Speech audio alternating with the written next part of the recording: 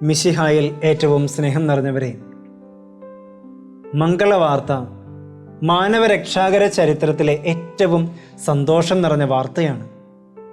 നൂറ്റാണ്ടുകളായി മാനവർ കാത്തിരുന്ന ആ സുദിനത്തിൻ്റെ ഉദയം. ദൈവിക അരുളപ്പാടുകൾക്ക് മാനവരാശി മുഴുവൻ മറിയം എന്ന പ്രതിനിധിയിലൂടെ സമ്മതം പറഞ്ഞ സുദിനം. ഇതാണ് മംഗളവാർത്ത. ഈ സദ്വാർത്ത ലോകത്തിന് സന്തോഷത്തിൻ്റെയും സമാധാനത്തിൻ്റെയും രക്ഷയുടെയും ദിനമായിരുന്നു എങ്കിൽ മറിയത്തെ സംബന്ധിച്ച് അത്ര നല്ല വാർത്തയൊന്നുമായിരുന്നില്ല. എന്തുകൊണ്ട് ഇത് മറിയത്തിന് സദ്വാർത്തയായിരുന്നില്ല എന്ന് വചനത്തിൻ്റെ വെളിച്ചത്തിൽ നമുക്ക് മനസ്സിലാക്കാം. ഇന്നത്തെ സുവിശേഷ വായനയിലേക്ക് കടന്നു വരുമ്പോൾ ദൈവദൂതൻ രക്ഷകനായ യേശുക്രിസ്തുവിൻ്റെ ജനനത്തെപ്പറ്റി മറിയത്തിന് അറിയിപ്പ് നൽകുന്ന വചനഭാഗമാണ് നമ്മൾ ശ്രവിക്കുക. ദൈവദൂതൻ മറിയത്തിന് പ്രത്യക്ഷപ്പെട്ട് ദൈവകൃപ നിറഞ്ഞവളെ സ്വസ്തി, കർത്താവ് നിന്നോട് കൂടെ എന്ന് അഭിസംബോധന ചെയ്തപ്പോൾ 4 രീതിയിലാണ് മറിയം പ്രതികരിച്ചത്. 1, മറിയം അസ്വസ്ഥയായി. 2, അവൾ ആഴമായി ചിന്തിച്ചു. 3, അവൾ ചോദ്യം ചോദിച്ചു. 4, അവൾ പ്രത്യുത്തരം നൽകി. മറിയത്തിൻ്റെ അസ്വസ്ഥതയുടെ കാരണം വിവാഹ നിശ്ചയം കഴിഞ്ഞതേയുള്ളൂ. അപ്പോഴേക്കും ഗർഭിണിയാണ് എന്ന് പുറത്തറിഞ്ഞാൽ യഹൂദ പാരമ്പര്യമനുസരിച്ച് കല്ലെറിഞ്ഞ് കൊല്ലുക എന്നതായിരുന്നു നിയമം. ഇത് മറിയത്തെ ഏറെ അസ്വസ്ഥയാക്കി. മറിയം ചിന്തിച്ചു, രക്ഷകന്റെ അമ്മയാകുക വലിയ വെല്ലുവിളി തന്നെയാണ്. മറിയം ഏറെ സമയമെടുത്തുകൊണ്ടാണ് മറുപടി നൽകിയത്. കാരണം വലിയ ഉത്തരവാദിത്തമാണ് ദൈവം നൽകാൻ പോകുന്നത്. അത് ഏറ്റെടുക്കുമ്പോൾ സഹനങ്ങളുടെ തീച്ചൂളയിലേക്കാണ് നീങ്ങുന്നത് എന്ന ബോധ്യം അവൾക്കുണ്ടായി. എന്തുകൊണ്ട് ഞാൻ തന്നെ ഈ ഉത്തരവാദിത്തം ഏറ്റെടുക്കണമെന്ന് അവൾ ഒരു നിമിഷം ചിന്തിച്ചു.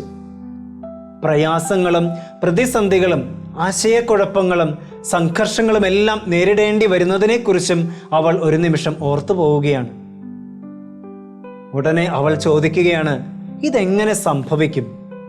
കാരണം മാനുഷികമായി ചിന്തിക്കുമ്പോൾ അസാധ്യമായ ഒരു കാര്യം ദൂതൻ മറിയത്തെ അറിയിച്ചപ്പോൾ മറിയം ചോദിച്ചു പോവുകയാണ്, ഇതെങ്ങനെ സംഭവിക്കും? തികച്ചും സ്വാഭാവികമായ ചോദ്യം.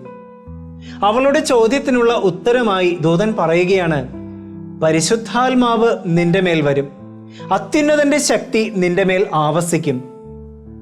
ദൈവവിളി സമ്മാനിച്ച സഹനങ്ങളെ അവകാശമായും സന്തോഷമായും കണ്ടുകൊണ്ട് അവൾ സമ്മതം മൂളുകയാണ്, ഇതാ കർത്താവിൻ്റെ ദാസി എന്ന് പറഞ്ഞുകൊണ്ട്. നമ്മുടെ ദൈനംദിന ജീവിതത്തിൽ ദൈവീക നിയോഗങ്ങൾക്ക് കാതോർക്കുമ്പോൾ, അല്ലെങ്കിൽ ജീവിതത്തിൽ നിർണായകമായ തീരുമാനങ്ങൾ എടുക്കുമ്പോൾ നമ്മളും പ്രതികരിക്കാറുണ്ട്. പക്ഷേ മറിയത്തെ പോലെ 4ാമത്തെ സ്റ്റേജിലേക്ക് നാം പലപ്പോഴും എത്താറില്ല എന്നുള്ളതാണ്. എടുത്തു ചാടി സമ്മതം മൂളുകയല്ല വേണ്ടത്, സമയമെടുക്കുക. കാരണം ദൈവിക പദ്ധതികൾക്ക് പ്രത്യുത്തരം നൽകുമ്പോൾ തീർച്ചയായും സഹനങ്ങളും പ്രതിസന്ധികളും സംഘർഷങ്ങളും എല്ലാം നമ്മുടെ യാത്രയിലുണ്ടാകും. തീർച്ചയാണ്. ചിലപ്പോൾ നമ്മുടെ മനസ്സിലെ സംശയങ്ങൾ ഉണ്ടാകും, ചോദ്യങ്ങളും ഉണ്ടാകും. എന്നെക്കൊണ്ട് ഇത് ചെയ്യാൻ സാധിക്കുമോ? ഞാൻ ചെയ്താൽ വിജയിക്കുമോ? എന്തുകൊണ്ട് ദൈവം എന്നെ തന്നെ തിരഞ്ഞെടുത്തു? ഇത്തരം ചോദ്യങ്ങൾ നമ്മുടെ മനസ്സിലേക്ക് കടന്നു വരാം. അപ്പോഴും തീരുമാനം എടുക്കുന്നതിന് മുമ്പ് അതിൻ്റെ എല്ലാ വശങ്ങളെക്കുറിച്ചും ബോധ്യമുണ്ടാകണം. പക്ഷേ നാം എടുക്കുന്ന തീരുമാനങ്ങളിലും ദൈവിക പദ്ധതി പ്രകാരമുള്ള നമ്മുടെ ജീവിതയാത്രയിലും പരാജയം അനുഭവപ്പെടുന്നതിന് കാരണം നമ്മൾ ആദ്യത്തെ 3 സ്റ്റേജുകളിൽ നമ്മുടെ പ്രതികരണം അവസാനിപ്പിക്കുന്നത് കൊണ്ടാണ്. അവിടെയാണ് മറിയം നമുക്ക് മാതൃകയാകുന്നത്. അവളുടെ മനസ്സിലേക്ക് വന്ന ചോദ്യങ്ങളും വരും വരായികകളെക്കുറിച്ചുള്ള ചിന്തകളും അവളിൽ അസ്വസ്ഥത സൃഷ്ടിച്ചുവെങ്കിലും അവൾ തന്നെ പൂർണ്ണമായി ദൈവത്തിന് വിട്ടുകൊടുത്തു. മനുഷ്യരക്ഷ സാധ്യമാകാൻ മറിയം സ്വയം സമർപ്പിച്ചുകൊണ്ട് ദൈവിക രക്ഷാകര പദ്ധതിയോട് പൂർണ്ണമായും സഹകരിക്കുകയാണ് ചെയ്തത്.